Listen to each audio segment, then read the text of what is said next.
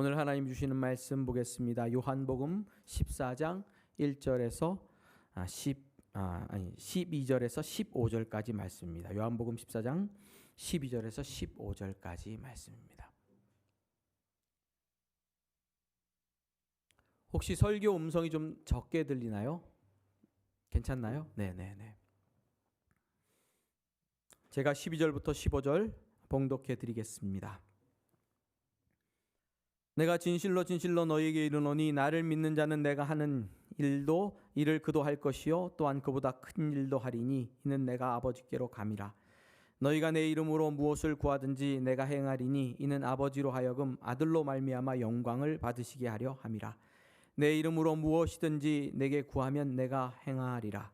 너희가 나를 사랑하면 나의 계명을 지키리라. 아멘. 잠깐 주의 교회 소식 전해드립니다. 코로나19가 좀 더 확산돼서 긴장하고 있는 그런 시간입니다. 서로 사회적 거리두기 또 개인 위생 잘 챙겨주시고요. 13일 날은 샘터장 모임을 진행하는데 좀 오래 하려고 합니다. 코로나가 이제 이게 좀 단계가 떨어져야 모일 수 있겠죠. 그래서 샘터장들이 모여서 2020년을 좀 돌아보고 2021년을 계획하는 시간을 갖고자 합니다. 이때 우리 교회에 대한 어떤 이제 내년에 대한 계획을 세우실 때 여러분들 안에도 성도들 안에도 필요한 어떤 의견들이 있을 텐데 샘터장들에게 미리 전달해 주시면 우리가 함께 모여서 그 전달받은 의견들을 가지고 이야기도 좀 하고요. 또 미리 또 교회 앞에 재정 상황들을 공개해 드리겠습니다. 카톡에 그걸 보시면서 또 질문하실 내용이 있으시면 질문해 주시면 또 샘터장들을 통하여 답을 드리고 그렇게 하도록 하겠습니다. 함께 모일 텐데 이 모임도 가질 수 있도록 하나님께서 인도해 주시면 좋겠습니다. 감사드립니다.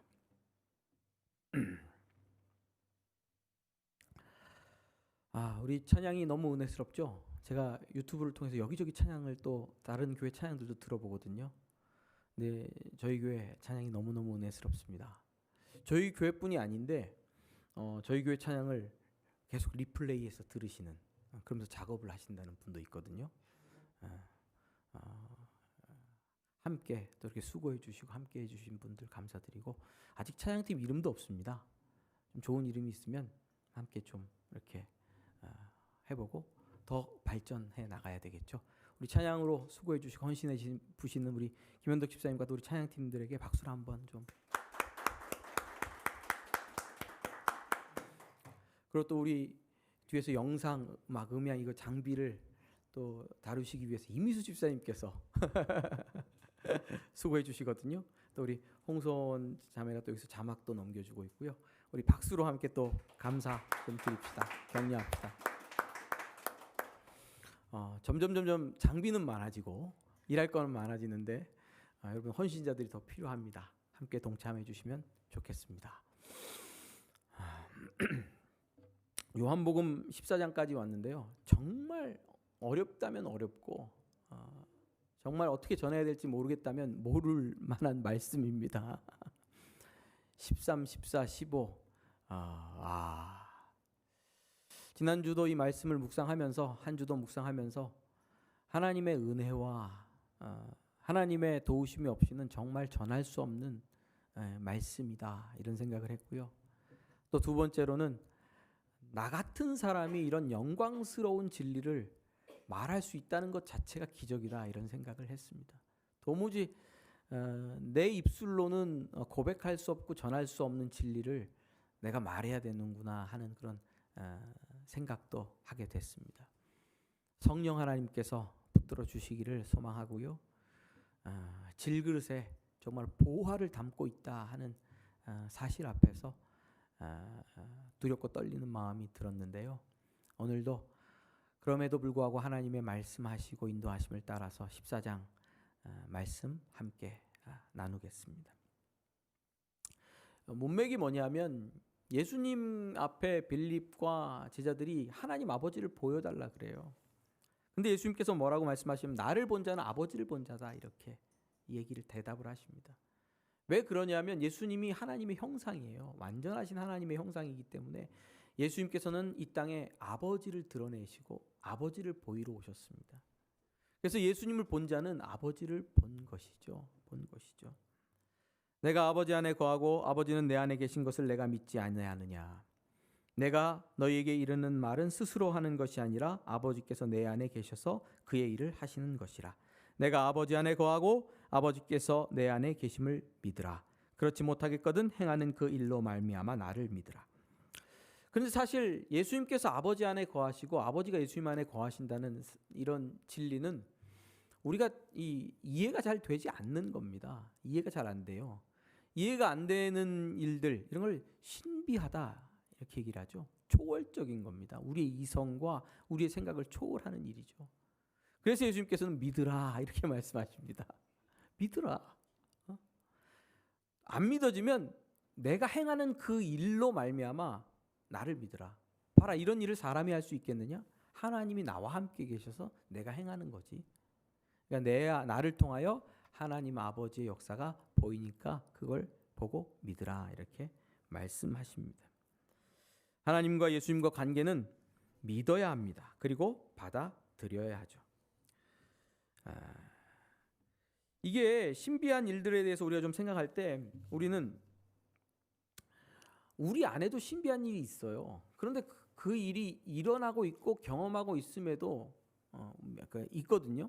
그러니까 우리가 신비한 일은 이해되지 않지만 일어나고 있고 이미 경험하고 있어요. 한번 물어볼게요. 생명의 역사. 우리 안에 생명 현상 있잖아요. 육체적인 생명 현상. 신비합니까? 안 신비합니까? 과학자들도 이걸 생명의 신비 그러잖아요. 생명의 신비를 이해할 수 없지만 우리는 생명의 신비를 가지고 하루하루 살아갑니다. 심장이 뛰는 일을 누가 어떻게 이해할 수 있겠습니까? 온 몸에서 일어나는 일들을 어떻게 이해할 수 있겠습니까? 신비한 일이죠. 신비한 일인데도 그 일이 일상적이에요. 이해할 수 없어도 우리는 그 일을 받아 안고 그냥 살아갑니다. 그런 것처럼 삼위일체 교리라든지 아버지께서 예수님 안에 거하시고 아버지 하나님께서 예수님과 함께 동거하시고 그래서 예수님을 본 자는 아버지를 본 자다 말씀하시는 일들은 일종의 신비입니다. 믿으시면 됩니다. 좀 더 설명할 수 있는 기회가 있으면 또 함께 나눠보시죠. 그런데 이 하나님과 예수님과의 관계의 이 신비를 예수님께서는 말로만 말씀하시지 않고 나중에는 너희도 이 신비를 경험할 수 있다라고까지 본문은 밀고 나가서 진리를 전하세요. 조금 있으면 세상은 다시 나를 보지 못할 것이로되 너희는 나를 보리니 이는 내가 살아있고 너희도 살겠습니다. 예수님께서 아버지께로 가셔서 우리에게 다른 보혜사를 보내주신다고 말합니다. 보혜사라는 말의 뜻은 말하는 사람이에요. 변호사처럼 내 옆에서 대신 말해주는 사람이거든요. 근데 단순히 변호사라는 뜻이 아니고 우리에게 진리를 가르쳐 주시고 하나님의 뜻을 알려주시고 우리를 위로해 주시고 우리와 동행하시는 분인데 그 첫 번째 보혜사는 누구냐면 예수님 자신이세요. 예수님 자신이 오셔서 우리 인생의 보혜사 노릇을 해주셨거든요. 제자들을 위해 보혜사 노릇을 해주셨어요. 그런데 또 다른 보혜사를 보내주시겠다고 약속하세요. 누가 가면? 본인이 십자가에서 고난당하고 죽고 하나님 아버지께로 가면 다른 보혜사, 자기 말고 다른 보혜사를 보내주신대요. 그분이 성령님이죠. 성령께서 우리 가운데 오셔서 하시는 일은 뭐냐면 우리를 살아있게 해주세요. 생명의 역사를 우리 안에서 이루시고 또 그날에는 내가 아버지 안에 너희가 내 안에 내가 너희 안에 있는 것을 너희가 알리라.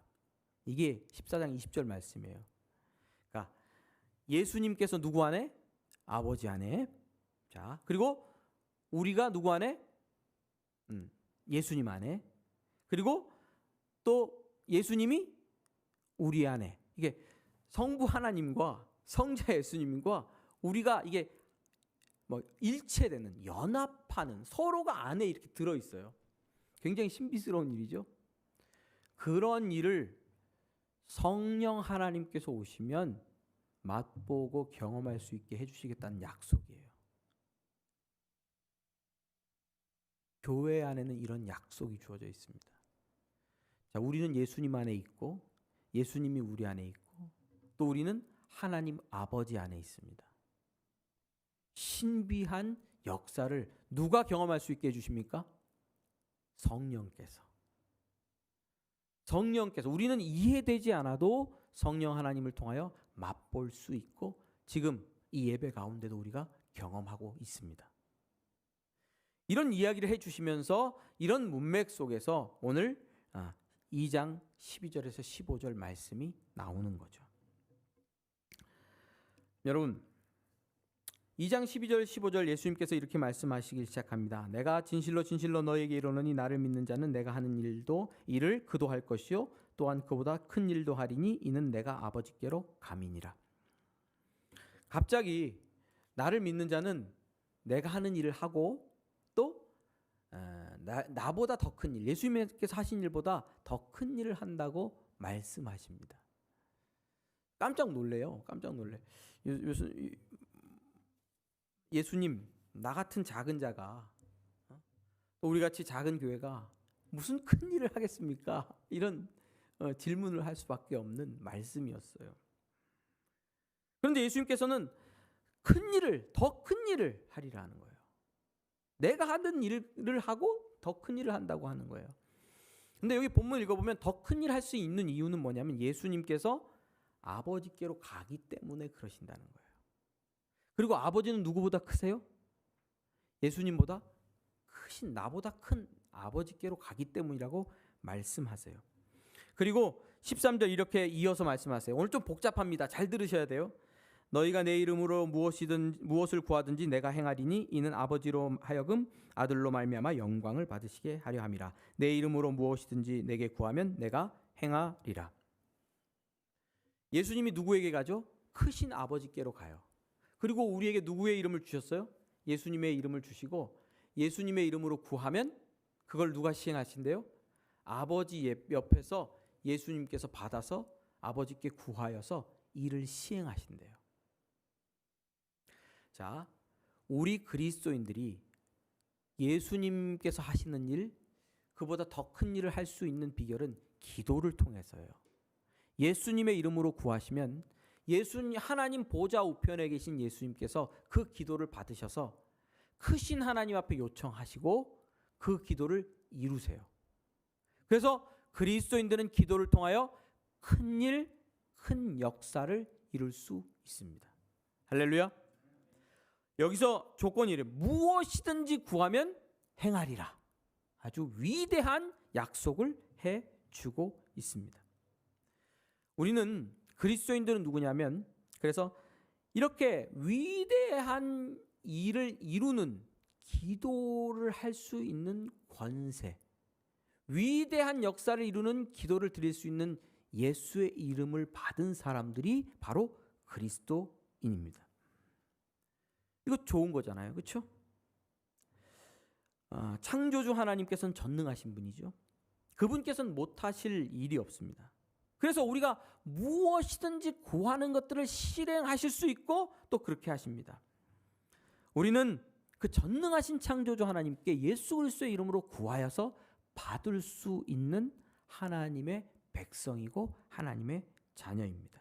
이것이 그리스도인이고 예수님의 제자입니다. 그리고 우리 교회 공동체의 능력입니다. 그런데 여기서 구하는 대로 행하시겠다는 말씀의 의미를 조금 살펴봐야 전체적인 문맥이 이해가 됩니다. 복잡하다 그랬습니다. 저도 어떻게 할 수가 없습니다. 이만만 해도 성공입니다. 지금 여러분, 예수님께서 사실 우리가 구하는 대로 다 행하실 이유가 있나요, 없나요? 이유가 없어요. 그렇죠? 왜 예수님이 우리 기도를 들어줘야 됩니까? 예수님이 뭐 우리 빚쟁이라도 된 거예요? 왜 우리 기도를 들어줘야 되느냐 곰곰이 생각해 보세요. 이유는 다른 이유가 없어요. 예수님이 우리를 사랑하시기 때문에 그래요. 예수님께서 너희가 나를 사랑하면 나의 계명을 지키리라 15절에서 이렇게 덧붙이고 있거든요. 잘 보세요. 사랑에 대한 거예요. 사랑은 뭐냐면 사랑하면 그 사람의 뜻대로 행한다라는 원리가 적용되고 있는 거예요. 자, 우리가 하나님을 사랑하면 누구 뜻대로 행할까요? 하나님의 뜻대로. 그렇죠? 우리가 누군가를 사랑하면 그 사람의 뜻대로 행하죠. 남자 여자 애들이 사귀면서 이런 얘기, 내가 별도 달도 다 따줄게. 남자들이 뻥치면서 이런 얘기를 한다고요. 손끝에 물 한 방울 안 묻히고 살게 해줄게. 요즘도 이런 얘기 하니? 안 하겠죠? 안 하겠지만 하여튼 그런 심정으로 뭐 다 해준다고, 뭐 백도 사주고 뭐 사준다고 말할 거예요. 별도 달도 다 따줄게. 다 해준다는 의미는 뭐예요? 내가 너를 사랑한다는 거예요. 사랑한다는 거. 별도 달도 다 따줄게는 사랑한다는 뜻이에요. 예수님께서 뭐라고 말씀하고 있는 거예요? 무엇이든지 구하면 내가 행할게. 무슨 뜻이에요 이게? 단순히 이론, 기도에 대한 이론을 가르쳐 주시는 게 아니에요. 무엇이든지 구하면 문자적으로 다 해줄게. 이런 뜻, 이면, 이런 뜻이 아니라 그 이면에 내가 이만큼 너희를 사랑한다. 네가 원하는 것 별도 달도 다 따줄 만큼 내가 너를 사랑한다는 강력한 뜻을 계시하고 있는 거예요. 예수님께서는 무엇이든지 원하는 대로 구하라 그러면 행하리라는 말씀을 통해서 사랑을 밝히고 계시고 사랑을 전하고 계시죠. 그러므로 이 기도를 드리는 사람은, 그렇죠? 드리는 믿음의 사람들은 이미 뭐를 하는 사람들이에요? 사랑받고 있는 사람들이에요. 무엇이든지 예수님께 구하는 사람은 어떤 사람이에요? 예수님의 사랑받고 있는 거예요. 별도 달도 다 따줄게. 그럼 오빠 나 샤넬 백 사줘. 그럼 오빠 나 구찌 백 사줘. 이렇게 되는 거예요. 이렇게 말할 수 있는 이유는 뭐예요? 네? 이미 뭘 받고 있어요? 사랑받고 있기 때문이에요. 저희 카페에 자주 오는 젊은이들이 있어요. 젊은 한 쌍이 있는데 오면 자매님이 케이크 2개 케이크 2개 뭐 3개 막 시켜요. 오빠 나 시켜도 돼? 시켜. 카드 딱 들고 시켜. 무섭게 시키십니다. 무섭게. 저야 고맙죠. 많이 팔아주니까. 왜 그럴 수 있어요? 무엇이든지 구할 수 있다는 사실은 이미 사랑받고 있다는 뜻이에요. 예수 그리스도께서 이미 사랑하심을 알고 있고 그 사랑을 받고 있기 때문에 무엇이든지 구할 수 있는 것이죠. 자, 이 사랑을 받고 있는 사람들인데요. 그분의 사랑을 받고 있고 경험하고 있고 그 사랑을 겪고 있어요. 예전에 홍성일 목사님이 오셔서 하신 말씀처럼 우리는 그 사랑을 겪고 있어요. 그런데 그 사랑을 받다 보면 이 사랑이 때때로는 부담스럽고 때때로는 이 사랑 때문에 도망가고 싶을 때도 있어요. 너무 큰 사랑을 받고 있죠. 이런 사랑은 결국 어떤 일이 일어나게 하냐면 우리의 마음을 바꾸어서 누구를 사랑하게 만듭니까? 예수님을 사랑하게 만들어요. 예수님의 사랑을 받다 보면 무엇이든지 내가 실행할게 하는 그 예수님의 별도 달도 다 따줄게 하는 사랑을 받다 보면 우리의 마음이 누구를 향해져요? 그 사랑을 주신 예수님께로 향해지고 예수님을 알아가고 예수님을 알아가서 예수님을 사랑하는 자로 바뀌고 그래서 누구의 뜻도 사랑해요? 예수님의 뜻도 사랑해요. 그래서 어떤 일이 일어납니까? 예수님의 계명을 사랑해요. 그래서 예수님의 계명을 행하는 사람들로 바뀌어 가요. 예수님의 사랑에서 시작된 예수님의 마음에서 시작된 사랑이 우리 안에서 누구를 향한 사랑으로? 예수님을 향한 사랑으로 바뀌어요. 예수님께서 실행하시는 우리의 모든 기도의 내용이 그렇죠? 기도의 역사가 이제는 우리의 삶 속에서 예수님을 위한 계명을 지키는 일들로 바뀌어 가요. 사랑에서 사랑으로, 역사에서 역사로, 사랑의 역사가 순환적으로 일어나게 되어 있는 거죠. 이 말씀 읽으면서요. 14장 이 말씀 읽으면서 너희가 내 이름으로 무엇을 구하든지 내가 행하리니 내 이름으로 무엇이든지 내가 구하면 내가 행하리라. 개역 한글판에는 시행하리라 이렇게 돼 있어요. 더 강력해요. 이 말씀을 단순히 듣고 목사님 나도 기도해봤는데 안 되던데요. 안 되던데요. 다 구해봤는데 안 되던데요 하는 분들이 있어요. 저도 해봤는데 안 되더라고요. 그대로는 다 안 되더라고요. 예, 우리의 구하는 일은 단순히 요술램프가 아닙니다. 아닙니다. 오히려 그분의 뜻을 구하는 사랑의 자리예요. 기도하라는 것은 사랑의 자리로 나오라는 뜻입니다. 그분을 사랑하기에 그분의 뜻을 사랑하고 그분의 뜻을 구하는 사람들이 우리가 되어간다 하는 뜻이 여기 말씀 속에 포함되어 있는 거예요. 구하다 보면 점점점 사적인 욕망에 대해서는 벙어리가 되고 사랑 때문에 예수님의 뜻을 좋아하고 그 뜻대로 기도하는 자로 바뀌어 간다는 뜻이 이 본문에는 내포되어 있습니다. 그러나 여러분 문자 그대로 받아들이셔도 저는 좋다고 생각해요. 무엇이든지 구하라 그러면 시행하리라. 우리가 문자 그대로 그냥 무엇이든지 나아가서 간구하고 기도하면 그분께서는 받아들이신다고 저는 믿습니다. 우리의 두려움도 받으시고요. 우리의 의심도 받으시고요. 우리의 소원도 받아 안으십니다. 또 우리의 못남을 받아서 우리의 못난 기도, 우리의 못남 기도를 받으셔서 그분의 잘난 뜻을 오히려 이루어 가십니다. 그래서 무엇이든지 구하면 이루어집니다. 그분의 잘난 뜻대로 다 이루어 주십니다. 우리가 위대한 기도를 드리지 못해도 우리의 기도가 사적이고 이기적으로 보이는 기도를 드려도 저는 좋다고 생각합니다. 왜냐하면 그분의 사랑이 우리 기도를 용납하고 우리를 용납하고 받아 안아주시기 때문입니다. 그래서 우리는 무엇이든 기도할 수 있습니다. 그리고 우리를 사랑하시기 때문에 우리가 원하는 일을 하십니다. 자, 너희가 나를 사랑하면 나의 계명을 지키리라. 15절 말씀이죠. 이걸 거꾸로 누구에게? 예수님 자신에게 한번 적용해 보십시오. 내가 너희를 사랑하니까 내가 너희가 원하는 모든 것들을 행할게가 되는 거죠. 그렇죠? 결국은 이렇게 사랑이 순환되는 겁니다. 사랑이 순환되는 겁니다. 하늘의 별이라도 따둘게 사랑한다는 말이죠.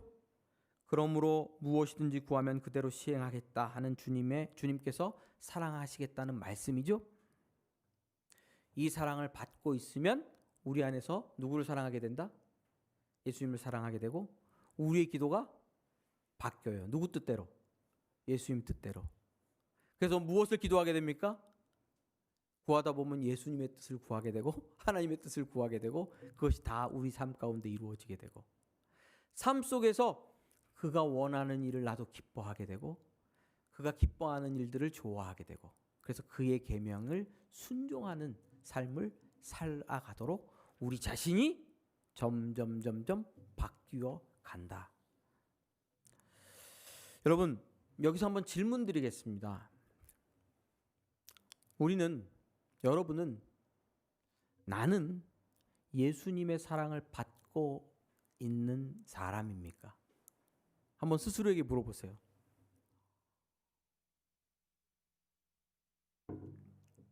예수님이 나를 사랑하시는가? 이게 아니고 좀 달라요. 나는 예수님의 사랑을 받고 있는가? 그 사랑을 경험하고 있는가? 한번 물어보세요. 굉장히 중요한 질문입니다. 그 사랑으로 예수님이 나를 섬겨주고 계시는가? 섬겨주고 계시나요? 나를 도와주고 인도하고 계시나요? 크신 하나님이시죠. 온 땅을 창조하신 그 창조주께서 나를 돕고 나를 인도하고 나를 섬겨주고 계세요. 그래서 그 사랑을 받기 때문에 몸둘 바를 몰라요. 어떤 때는. 그렇죠? 몸둘 바를 모르고 어떻게 해야 될지를 모르고 때때로는 그 사랑이 부담스럽고 그 사랑을 짊어지고 살아가기가 어렵기도 하고 여러분 그 사랑을 받고 있느냐 하는 게 굉장히 중요합니다. 그 사랑을 받고 있는 사람들이 그리스도인이고, 그 사랑을 받아야 예수님을 사랑하고 예수님의 계명을 지키는 사람으로 살아갈 수 있으니까 그렇습니다. 그리스도인들은 그 사랑이 심장에 새겨져 있는 사람들입니다. 다른 것은 몰라도 예수님의 사랑을 나는 받고 있다 하는 것을 부정하지 못하는 사람들, 그런 사람들이 그리스도인입니다. 이 사랑 때문에 뻔뻔할 수가 없어요.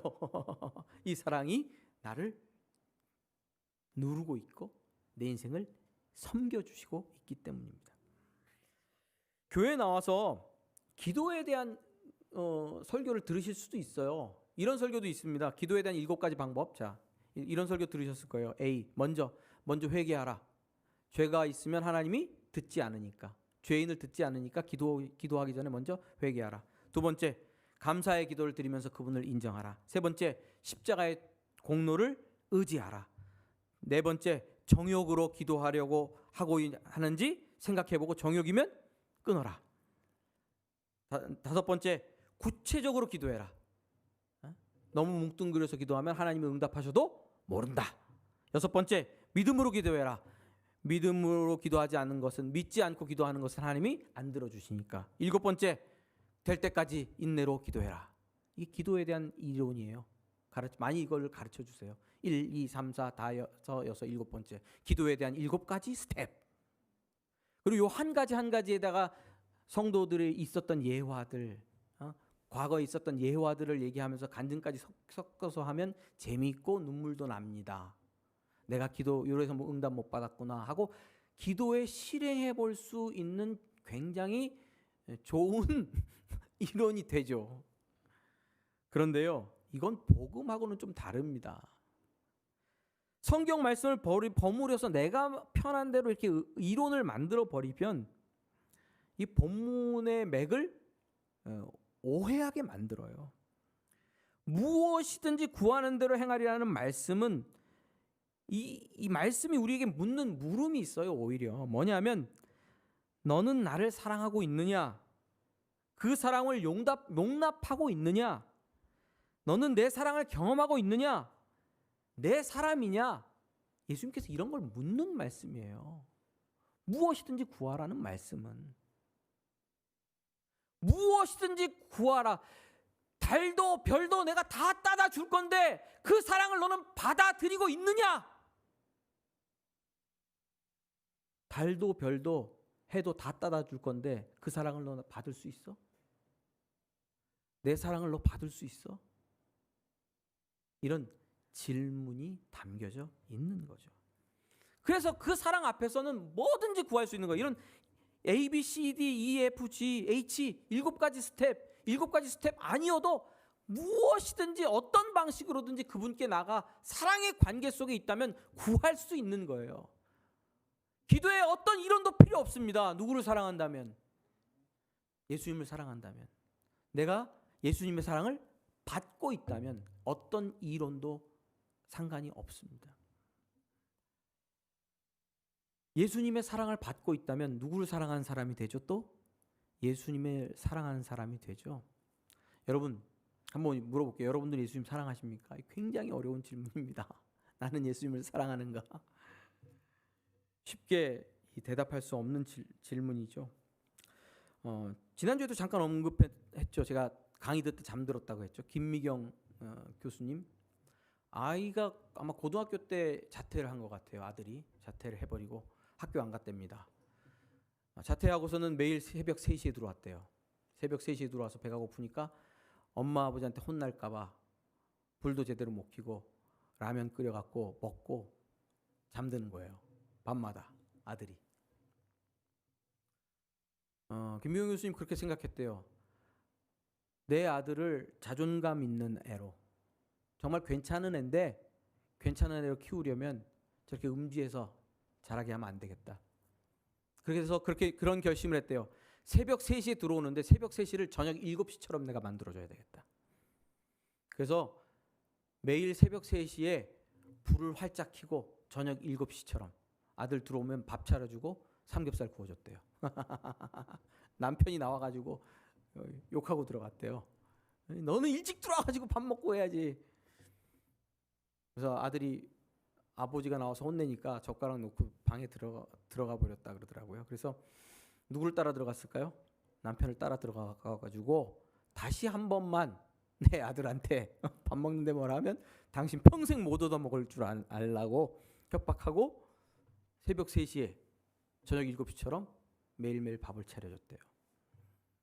그랬더니 아들이 조금씩 일찍 들어오기 시작하더래요. 2시, 12시. 결국 아들이 회복된 이야기를 하시더라고요. 여러분, 어머님들께서 밤에 자식들이 늦게 들어와도 눈 뜨고 불 켜고 조시다가도 일어나서 밥 차려주시잖아요. 왜요? 사랑하니까. 다른 이유 없어요. 사랑하니까. 여러분, 예수님을 사랑하십니까? 예수님을 사랑해서 예수님의 계명이 요청하는 길을 내가 하기 싫고 또 할 수 없을 것 같은 요청.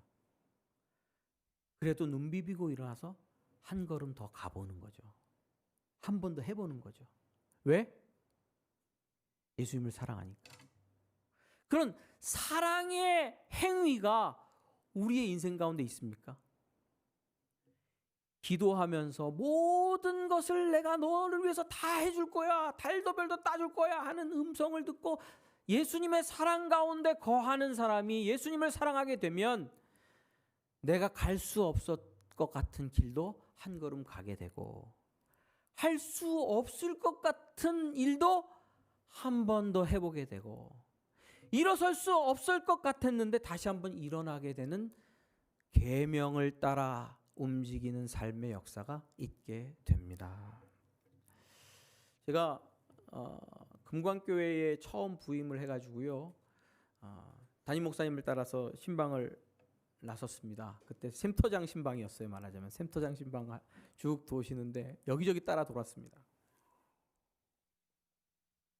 뭣도 모르고 우리 김영삼 목사님을 따라서 최양 목사님께서 또 운전하시고 저는 따라만 다녔습니다. 성남에는 이거 언덕이 많잖아요. 그리고 이 산동네에 집이 많잖아요. 이 집 저 집 다니는데 굉장히들 다 열심히 하세요, 진짜. 왜 그렇게 열심히 하시는지 몰라. 신앙생활 굉장히 열심히 하세요. 근데 집들이 다 좋은 집들은 아니잖아요. 경제 수준이 높은 집들은 아닙니다. 그냥 경제적으로 좀 어렵죠. 한 집에 들어갔는데 약간 반지하예요. 반지하에 여러 식구들이 같이 함께 살아요. 경제적으로 딱 봐도 그렇게 부유한 집은 아니다라는 생각이 딱 들더라고요. 그런데 예배 전에 냉장고에 보니까 선교사님들 기도 편지가 이렇게 빼곡히 붙었어. 암송 요절도 붙었고. 그리고요, 또 이렇게 TV 앞에 보면 이렇게 군 네이버스 컴패션 해가지고 그 외국에 있는 어려운 아동들하고 결연 맺어서 2만 원, 3만 원씩 하면서 도와주는 거 있잖아요. 그런 아이들 사진들이 서너 장이 이렇게 있어요. 서너 장이면요 3만 원씩만 해도 10만 원 넘어요. 경제적으로 쉽지 않은 가정에 반지하에 여러 명이 함께 사는 가정이 10몇만 원씩 선교사님들 후원하고 가난한 아이들, 외국에 있는 아이들 도와주면서 먹고 살아집니까 그게? 그건 율법으로 이룰 수 없어요. 율법으로 이루어지는 게 아니에요. 예수님께서 15절에 뭐라고 말씀하십니까? 너희가 나를 사랑하면 나의 계명을 지키리라. 계명이라는 게 율법이 아니에요. 구원의 방법, 이것을 지키면 내가 너 구원해 줄게. 맨날 깨어나도 못 지킵니다.